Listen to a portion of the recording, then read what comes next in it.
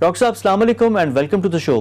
G thank you. وعلیکم السلام. Doctor صاحب ٹو بگن ود جو اکنامک امپیکٹ آ رہا ہے پوری دنیا کے لیے کورونا کا, اس کو دنیا کیسے رسپونڈ کرے گی؟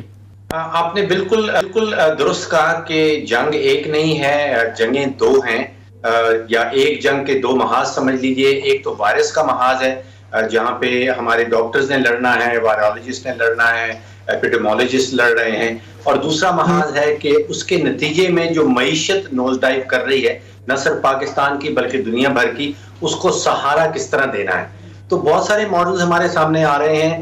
بیشتر ماڈلز میں ان کی جو فیڈرل گورنمنٹ ہے اور جو سینٹرل بینک ہے, یہ دونوں مل کے اس محاذ میں نئی نئی اسکیمیں لا رہے ہیں, نئے پروڈکٹس لانچ کر رہے ہیں, اور کوشش سارے کے سارے منصوبوں کی یہ ہے کہ معیشت کے اندر کسی طرح ڈیمانڈ پیدا کی جائے. دیکھیے, ہر ملک کے دو قسم کے شہری ہوتے ہیں, ایک آپ اور میں شہری ہیں, اور دوسرا کہلاتا ہے کارپوریٹ سٹیزن, یعنی جو کمپنیز وہاں پہ کام کرتی ہیں. تو ہم نے ان دونوں قسم کے شہریوں کو سہارا دینا ہے. آپ اس کو سمجھ لیجئے کہ اکنامک وینٹیلیٹر پرووائڈ کرنا ہے. جیسے ہسپتالوں میں ہم وینٹیلیٹر پرووائڈ کر رہے ہیں کہ کچھ عرصے کے لیے وہ سانس لے پائیں اور پھر تندرست ہو کے نکل آئیں, اسی طرح ایک اکنامک وینٹیلیٹر جو ہے وہ ہم بھی پاکستان میں بھی ہمیں پرووائڈ کرنا ہے, اور دنیا بھر میں بھی وہ اکنامک وینٹیلیٹر جو ہے وہ پرووائڈ کیا جا رہا ہے مختلف اسکیموں کی نظر میں. اب جہاں پہ کمی مجھے نظر آتی ہے پاکستان کے اندر, آپ امریکہ میں دیکھ لیجئے, وہاں کی سینٹرل گورنمنٹ ہے اور وہاں کا جو سینٹرل بینک ہے فیڈرل ریزرو, یہ دونوں مل کے اس جنگ کو لڑ رہے ہیں. برطانیہ میں دیکھ لیجئے, انڈیا میں کسی حد تک دیکھ لیجئے. پاکستان میں مجھے محسوس یہ ہوتا ہے کہ فیڈرل حکومت جو ہے وہ پوری کوشش کر رہی ہے, نئے نئے منصوبے بنا رہی ہے, لیکن اسٹیٹ بینک آف پاکستان جو ہمارا سینٹرل بینک ہے وہ ایک سٹیج پہ تو شاید سمجھ ہی نہیں رہا تھا کہ وہ بھی اس جنگ کا حصہ ہے. یعنی انٹرسٹ ریٹ کا آپ نے ڈاکٹر صاحب حوالہ دے رہے ہیں, لیکن اب تو وہ بھی آ رہے ہیں. پلس اب دیکھیں جو 3 مہینوں کی تنخواہوں کی بد میں دے رہے ہیں مختلف اسکیمز, اب کچھ نہ کچھ وہاں پہ بھی ریئلائزیشن تو ہو رہی ہے, آ رہی ہیں چیزیں. جی آپ درست فرما رہے ہیں. جیسے بنگلہ دیش کا ماڈل ہے جو اب ہم کاپی کر رہے ہیں, بڑی اچھی بات ہے کہ جو لوگ بے روزگار ہو رہے ہیں ان کو کس طرح سہارا دیا جائے. پاکستان میں ایک اور کمی فواد صاحب جو میں نے محسوس کی کہ ہم کوشش کرتے ہیں کہ ہم نیا ڈیٹا بیس بنا لیں. اب اتنے مشکل وقت میں ایک نیا ڈیٹا بیس نہیں بن سکتا. جو ڈیٹا بیس آلریڈی ایگزسٹ کرتا ہے, میرا مطلب یہ ہے کہ کچھ ہفتے پہلے 85 بڑی کمپنیز جو پاکستان اسٹاک ایکسچینج میں لسٹڈ ہیں, انہوں نے اعلان کیا کہ وہ اپنے پلانٹس بند کر رہے ہیں. سیمنٹ ملیں بند ہو رہی ہیں, انٹیگریٹڈ ٹیکسٹائل ملیں بند ہو رہی ہیں. اب وہاں پہ جو لوگ بے روزگار ہوں گے ان کا ڈیٹا آلریڈی ایگزسٹ کرتا ہے. تو میری درخواست یہ ہوگی کہ ہماری وفاقی حکومت, ہمارا central bank, State Bank of Pakistan ان صنعت کاروں کے ساتھ, ان صنعت کار کمپنیوں کے ساتھ مل بیٹھ کے وہ والا ڈیٹا اڈاپٹ کر لے. یعنی کہ وہ ڈیٹا آلریڈی ایگزسٹ کرتا ہے کہ یہ لوگ ہیں جو بے روزگار ہو رہے ہیں, ان کے شناختی کارڈ, ان کی آمدن, سب کچھ جو ہے وہ آلریڈی ایگزسٹ کرتی ہے. اور یہ بڑا پریکٹیکل سولوشن آپ پیش کر رہے ہیں, بڑا پریکٹیکل, یعنی سارا ڈیٹا موجود ہے, اس کو تو فائدہ اٹھائیں بنسبت کے نیا ڈیٹا بیس بنائیں. اچھا ڈاکٹر صاحب, یہ دو چیزیں پاکستان کی کانٹیکسٹ میں اور بھی ہو رہی ہیں. ایک انٹرنیشنل آئل پرائسز, ہماری جو اکانومی ہے بڑی آئل ڈیپینڈنٹ ہے. اب جب قیمتیں کم ہوں گی اور یہاں پہ بھی اگر قیمتیں کم ہوتی ہیں تو اکنامک ایکٹیویٹی جنریٹ کرنے میں, کیونکہ ہماری بجلی بنتی ہے, باقی چیزیں ہیں, ٹرانسپورٹ ہے, ہر جگہ پہ فائدہ ہوگا. لیکن دوسری طرف جو ہمارا اکنامک ایکٹیویٹی ٹیکس کلیکشن ہے وہ بھی بری طرح ہٹ ہوگی. یہ تو دو ٹوئن چیلنجز یا اپورچونیٹیز ہیں, ان کو ہم کیسے عہدہ برا ہو سکتے ہیں ان سے؟ جی بڑا زبردست سوال ہے. آپ دیکھیے کہ جو $70 کا ایک بیرل ہم جنوری کے مہینے میں ایک بیرل تیل کا خرید رہے تھے, وہ اب کہیں $16 پہ آ گیا ہے. جو میری انفارمیشن کے مطابق کچھ ہفتے پہلے جو پاکستان کی پرچیزز ہیں وہ کہیں $16 کا ہمیں تیل مل رہا ہے, جس کا مطلب یہ ہے کہ تقریباً $17 فی لیٹر خام تیل اگر 1 لیٹر میں ڈال لیں. اس وقت پیٹرول پمپ میں آپ اور میں جاتے ہیں تو ہمیں تقریباً $96 فی لیٹر ملتا ہے. تو آپ دونوں میں فرق دیکھ لیجئے. آئی ایڈمٹ کہ وہ $16 کا جو $17 کا خام تیل آئے گا اس پہ کچھ اور مزید اخراجات آئیں گے. جی اس پہ اخراجات آئیں گے, لیکن جو ڈفرنس ہے وہ بہت زیادہ ہے. اب حکومت پاکستان کو یہ سوچنا ہے کہ کتنا بینیفٹ جو ہے وہ اس نے عوام پہ منتقل کرنا ہے اور کتنا اپنے پاس رکھنا ہے کہ اپنے جو اس کے بجٹری خسارے ہیں اس کو پورا کیا جا سکے. تاریخ ہماری حکومتوں کی یہ رہی ہے، چاہے وہ پیپلز پارٹی ہو، پی ایم ایل این ہو، یا پی ٹی آئی نے بھی وہی ایگزیکٹلی کیا جو پہلی دو حکومتیں کر رہی تھی، کہ تقریباً 80% 80 سے 85% فائدہ جو ہے وہ حکومت اپنے پاس رکھ لیتی ہے، اور 15 سے 20% جو ہے وہ عوام پہ منتقل کر دیا جاتا ہے۔ ابھی آپ نے دیکھا مہینہ بھر پہلے پی ٹی آئی نے ایگزیکٹلی یہی کام کیا۔ تو میرا مشورہ یہ ہوگا کہ ایٹ لیسٹ 50% جو ہے وہ اگر عوام کے اوپر منتقل کر دیا جائے تو جی ڈی پی کو ایک بڑا طاقت کا ٹیکا لگ جائے گا۔ جیسے آپ نے کہا کہ ہم فرنس آئل سے بجلی بھی بنا رہے ہیں، ایک زمانے میں 80-90 ہزار روپے کا ٹن ہوتا تھا، اب آدھے سے کم رہ گیا ہے۔ تو اگر 3 چیزیں حکومت کر دے تو اس میں حکومت کا اپنا بھی بھلا ہوگا اور پاکستانی عوام کا بھی بھلا ہوگا، اور وہ 3 چیزیں یہ ہیں کہ پہلا تو بجلی کا ریٹ کم کر دے۔ گیس جو آپ اندازہ کریں، ہم کچھ مہینے پہلے $8-8.5 کا ایل این جی لے رہے تھے، وہ اب پہنچ گیا ہے $2-2.5 پہ۔ تو گیس کی قیمتیں بھی کچھ کم کر دے، اس کے ساتھ پیٹرولیم کی قیمتیں کچھ کم کر دے۔ یہ 3 چیزیں جب نیچے آئیں گی تو آپ دیکھیں گے کہ اکنامک ایکٹیویٹی، وہ جو جی ڈی پی آپ کہتے ہیں، اس کو ایک طاقت کا ٹیکا لگ جائے گا، اور اس کے نتیجے میں جو ہمارا معیشت کا پہیہ ہے وہ تیزی سے گھومے گا، یا پہلے سے رفتار سے زیادہ تیز ہو جائے گا، جس کے نتیجے میں حکومت کو ٹیکس بھی اکٹھا ہو جائے گا، تو سب کا فائدہ ہو جائے گا۔ اگر حکومت 80% پر جو منافع، جو بینیفٹ ہے وہ اپنے پاس رکھ لیتی ہے اور صرف اپنے خساروں کا خیال رکھتی ہے، تو پھر وہ معیشت کو ٹیکا، جو طاقت کے ٹیکے کی میں بات کر رہا ہوں، وہ نہیں لگ پائے گا۔ ڈاکٹر صاحب، out of the box solution کی ابھی ضرورت ہے، کیونکہ جو پرابلم ہے وہ بھی بالکل ہی ڈفرینٹ قسم کا ہے۔ اب یہاں پہ اب ہے کہ جو بھی انڈسٹری ہے، جو بھی کاروباری بند ہے، وہ سب حکومت کی طرف دیکھ رہے ہیں۔ پک اینی انڈسٹری، پک اینی سیکٹر، وہ کہہ رہے ہیں گورنمنٹ ہمیں ٹیکس ریلیف دے، ہمارے جو قرضوں کی ادائیگی ہے وہ آگے جائے۔ تو یہ ساری صورتحال گورنمنٹ کیسے مینیج کر سکتی ہے؟ پاکستانی گورنمنٹ کے پاس تو پیسہ ہی نہیں ہے، اور اب ٹیکس کلیکشن جو ایف وی آر کے جو فگرز ہیں وہ تو انتہائی ڈسمل ہوں گے، کیونکہ نہ ہماری امپورٹس آ رہی ہیں، سیلز ٹیکس ویسے ہی کم ہو گیا ہے، اکنامک ایکٹیویٹی تو ہے ہی نہیں، تو پھر ٹیکسز کہاں سے آئیں گے؟ تو یہ جو پھر ڈش آؤٹس ہیں، یہ گورنمنٹ کیسے کر سکتی ہے پاکستانی؟ دیکھیے، پہلی بات تو یہ ہے کہ واقعی میں ہم سب لوگ، ہماری جو کارپوریٹ سٹیزنز ہیں، جو ہماری کمپنیز ہیں، جو ہمارے بے روزگار لوگ ہو رہے ہیں، وہ واقعی میں صرف اور صرف حکومت کے اوپر انحصار کر رہے ہیں اس وقت، اور کوئی طاقت، یہ صرف پاکستان کا حال نہیں ہے، دنیا بھر میں اس وقت صرف اور صرف ان کی فیڈرل حکومت اور ان کا سینٹرل بینک جو ہے وہ اس چیلنج کا مقابلہ کر سکتا ہے، اور کہیں سے کوئی بھی مدد اس کی نہیں کر سکتا۔ تو یہ ٹھیک ہے اگر ہم انحصار کر رہے ہیں اپنی حکومت کے اوپر، اگر ہم انحصار کر رہے ہیں اپنے اسٹیٹ بینک کے اوپر، اور کوئی تیسری اینٹی مجھے نظر نہیں آتی جو اس وقت ہمارا اس چیلنج کا مقابلہ کر سکے گی۔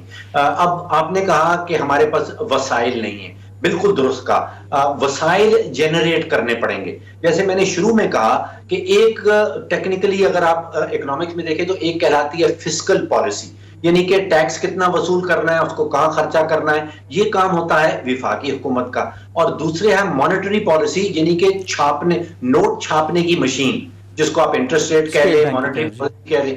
تو وہ نوٹ چھاپنے کی مشین جو ہے وہ فیڈرل حکومت کے پاس نہیں ہوتی، دنیا میں کہیں نہیں ہوتی، وہ اسٹیٹ بینک کے پاس ہے۔ تو ہم نے منی کریٹ کرنا ہے، ہم نے وسائل کریٹ کرنے ہیں۔ اب دیکھیے 13.25% سے جب انٹرسٹ ریٹ آپ کے پاس آتا ہے 9% پہ، آپ اندازہ کیجئے کہ اگر 1% انٹرسٹ ریٹ نیچے آتا ہے تو 200 سے 250 ارب روپیہ حکومت پاکستان کو بچ جاتا ہے، کیونکہ حکومت پاکستان سب سے بڑی بورور ہے اس ملک کے اندر، کوئی 25 ٹریلین روپیز کا ڈیٹ لے رکھا ہے۔ اسی طرح جو ہمارا پرائیویٹ سیکٹر ہے اس کا 6-7 ٹریلین کا ڈیٹ ہے۔ 1% اگر سود انٹرسٹ ریٹ نیچے آتا ہے تو ان کا 70 سے 80 ارب روپیہ جو سود کی مد میں ہے وہ بچ جاتا ہے۔ تو یہ وسائل کریٹ ہو رہے ہیں، یہ وسائل وفاقی حکومت کریٹ نہیں کر سکتی۔ یہ وسائل کریٹ کرنے کے لیے ہمیں اسٹیٹ بینک کے پاس جانا ہوگا۔ تو وہ جو نوٹ چھاپنے کی مشین جس کو کہتے ہیں وہ اسٹیٹ بینک کے پاس ہے، اور میری درخواست یہ ہے کہ اسٹیٹ بینک زیادہ سے زیادہ نوٹ چھاپے۔ اور یہ میں نہیں کہہ رہا ہوں، بینک آف انگلینڈ نے 2 ہفتے پہلے کہا ہے کہ اس نے ترجیح دی ہے کہ اس وقت جو جنگ ہے وہ دوسری جنگ عظیم جیسی چل رہی ہے، اور دوسری جنگ عظیم میں بینک آف انگلینڈ نے کہا کہ ہمارا بجٹری خسارہ پہنچ گیا تھا 20% پہ جی ڈی پی کا۔ تو اب ہم نے پرواہ نہیں کرنی کہ انفلیشن کیا ہو رہی ہے، بجٹری خسارہ کیا ہو رہا ہے، اس وقت یہ جنگ لڑنی ہے اور ہم نے وسائل کریٹ کرنے۔ अच्छा डॉक्टर साहब, अब तीन फ्रंट्स जो एक्सटर्नल फ्रंट पे, क्योंकि हम लोगों ने डॉलर्स भी तो कमाने हैं। एक तो हमारी रेमिटेंसेस, एक बहुत बड़ा हमारा एक अमाउंट थी, $20 बिलियन हमें मिलते थे रेमिटेंसेस में, जो हमारा गैप होता था, जो डेफिसिट था वो पूरा करता था। अब मिडिल ईस्ट के ममालिक की सूरत हाल हमारे सामने है, वहाँ से बड़ा इन्फ्लक्स होगा, लोग आएंगे, ये हमारा बड़ा मेजर जो आमदनी है वो हिट होगी। एक्सपोर्ट्स आपने देख लिया कि पूरी दुनिया स्टैंड स्टिल है, एक्सपोर्ट्स में भी हम लोग हिट होंगे। वैसे ही हमारा काफ़ी एक महदूद रेंज में था, उसका भी फ़ायदा नहीं। तीसरा अब ये है कि फॉरेन डायरेक्ट इन्वेस्टमेंट, वो तो पाकिस्तान में पहले नहीं थी, अब तो कोई मुल्क अपने इतने मसले हैं कि किसी और मुल्क में कहाँ इन्वेस्ट करेंगे। तो ये तो पाकिस्तान के लिए जो चैलेंज है, इसके लिए हम क्या करें? आपने तीनों चैलेंजेस, जो बड़े चैलेंजेस हैं, वो सामने ला रखे हैं। अगर इजाजत दें तो मैं इनको क्वांटिफाई कर देता हूं। आपने कहा कि एक्सपोर्ट्स हिट होंगी। मेरा ज़ाती तखमीना ये है कि 4 से 5 बिलियन डॉलर का हमें एक्सपोर्ट्स में झटका लगेगा, वो कम हो जाएंगी। आपने रेमिटेंस का जिक्र किया, वहां पे मेरा ख्याल है कि एटलीस्ट 20 से 25% हम तकरीबन 24 अरब डॉलर की जो है वो फॉरेन रेमिटेंसेज हमें आ जाती हैं। मेरा ख्याल है 20 से 25%, 4 से 5 बिलियन डॉलर का झटका हमें वहां पे लग जाएगा। फॉरेन डायरेक्ट इन्वेस्टमेंट बिल्कुल नीचे आएगी, क्योंकि सारी दुनिया इस वक्त जो है वो अपने ही प्रॉब्लम्स में घिरी हुई है। 1.5 से 2 बिलियन डॉलर का झटका वहां लग जाएगा। आप ये तीनों को जमा कर लीजिए। लेकिन दूसरी तरफ जो पॉजिटिव साइड है वो ये है कि हम तकरीबन 5,56,000 बैरल रोजाना के इस्तेमाल कर रहे थे कोरोना से पहले, और अब जब कीमतें $70 से आके गिरेंगी $16 के ऊपर, तो यहां से मेरा तखमीना ये है कि 6, 7, 8 बिलियन डॉलर तक का हमें यहाँ पे फायदा पहुंच जाएगा। तो एक तरफ आपके पास नेगेटिव्स हैं, दूसरी तरफ आपके पास पॉजिटिव्स हैं। आसान काम नहीं होगा। आई सी difficult times ahead of us. मजीद मुश्किल वक्त सामने आ रहा है और हमें गुजरना होगा उसके अंदर से। लेकिन जो अच्छी खबर आज मैंने सुनी है फवाद साहब, वो आ रही है Singapore university, technical university and design से। उन्होंने तखमीना दिया है कि हर मुल्क में जो कोरोना की वबा है वो कैसे पीक आउट कर रही है, और जो तारीख पाकिस्तान के हवाले से वो दे रहे हैं वो जून का पहला हफ्ता बताया जा रहा है कि अगर हम एहतियात बरतें, अगर हम ये सोशल डिस्टेंसिंग वाला मामला, अगर हम अपने लॉकडाउन वाला मामला अगले 4 से 5 हफ्ते मजीद बर्दाश्त कर लें, तो जून के पहले हफ्ते में कुछ आसानियां सामने आ जाएंगी। ये बड़ी मुस्बत खबर है कि कम से कम जून तक जो है, अभी वैसी रमज़ान का महीना है सर, वैसी इकनॉमिक एक्टिविटी तो वैसी कम होती है, तो ये चीज़ है। अच्छा, अभी सारी सूरत हाल में कौन से ऐसे सेक्टर्स हैं जो आपके ख्याल में जो न्यू नॉर्मल होगा, क्योंकि कोरोना या इस तरह के वायरसेस अभी हमारी ज़िंदगी का हिस्सा बन गए हैं, तो कौन से ऐसे सेक्टर्स हैं जो थ्राइव करेंगे और कौन से ऐसी जो चीज़ें हैं जो अब माजी का हिस्सा बनती शुरू हो जाएंगी, आहिस्ता आहिस्ता फेड आउट हो जाएंगी? बड़ा मुश्किल सवाल है। सभी लोग इसी के ऊपर सोच विचार कर रहे हैं। देखिए, एक जमाना था जिसमें ग्लोबलाइजेशन थी, सारे मुल्क जो हैं वो एक दूसरे से बड़ी ट्रेड किया करते थे।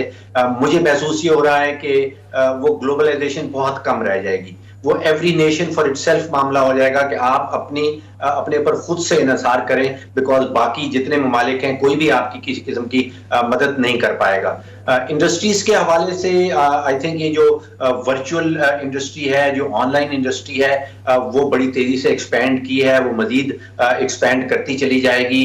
जो आपका हेल्थ केयर के बजट्स हैं वो दुनिया भर में मुझे बढ़ते हुए नजर आ रहे हैं। तो जो हेल्थ रिलेटेड प्रोडक्ट्स हैं उनको जो इंडस्ट्रीज बनाती हैं वो इंडस्ट्रीज जो है वो एक्सपैंड करेंगी। बाकी तो एग्रीकल्चर और फूड है जो खासकर अब ये इसकी भी अहमियत आ गई है, यानी कि जो सर्वाइवल के लिए ज़रूरी है, आपके ख्याल में उधर बड़ा एक तरह से पुश आएगा। और परसेप्शन ऑफ वैल्यू, जो पहले हम चीजें, आप सोचिए कि जो पहले हम चीजें वैल्यू किया करते थे, अब डिफरेंट चीजें हम वैल्यू करने लगेंगे। एक जमाने में हम अपनी सारी जिंदगी डिवोट कर देते थे कि हमने दिन सुबह से शाम तक काम करना है, फैमिली को टाइम नहीं दे पाते थे। अब हमें वैल्यू आने लगी है कि फैमिली को भी किस तरह टाइम दिया जा सकता है। जिंदगियां हम लोगों की बहुत तेज हो गई थी, वो थोड़ी स्लो डाउन हुई हैं, और मजीद शायद उसका अपना हम एक टेस्ट जो है वो चख रहे हैं। तो परसेप्शन ऑफ वैल्यू पहले थी काम के अंदर, ऑफिस के अंदर, शायद पैसे के अंदर बड़ी परसेप्शन ऑफ वैल्यू थी। अब परसेप्शन ऑफ वैल्यू थोड़ी मुझे चेंज होती हुई नजर आती है। जो फैमिली वैल्यू सिस्टम्स हैं वो ज्यादातर वापस आ रहे हैं। जी, बहुत शुक्रिया आपका डॉक्टर फ़ारूक। ہمارے ساتھ موجود تھے ڈاکٹر فاروق سلیم، تجزیہ ہیں، معیشت دان بھی ہے، معاشی امور کے بھی ماہر ہیں. انہوں نے کہا کہ جو کورونا کا جو معاشی چیلنج ہے، جو اکنامک چیلنج ہے، اس میں اپرچونیٹیز بھی ہیں اور تھریٹس بھی ہیں، لیکن یہ دونوں اپنے آپ کو آف سیٹ کرتے ہیں. سب سے بڑا جو بون، جو مثبت چیز وہ کہہ رہے ہیں، وہ تیل کی انٹرنیشنل قیمتیں گرنا ہے. اس سے بڑا فائدہ ہو سکتا ہے. انہوں نے کہا کہ مرکزی حکومت اور مرکزی بینک، ان دونوں کو ہم آہنگ ہو کر ایک پالیسی بنانی ہوگی جس طرح پوری دنیا میں ہے، اور اس کا رسپانس کرنا پڑے گا. پروگرام میں وقت ہوا ایک بریک کا. بریک کے بعد آ کر گفتگو کا سلسلہ جاری رکھیں گے. Stay with us.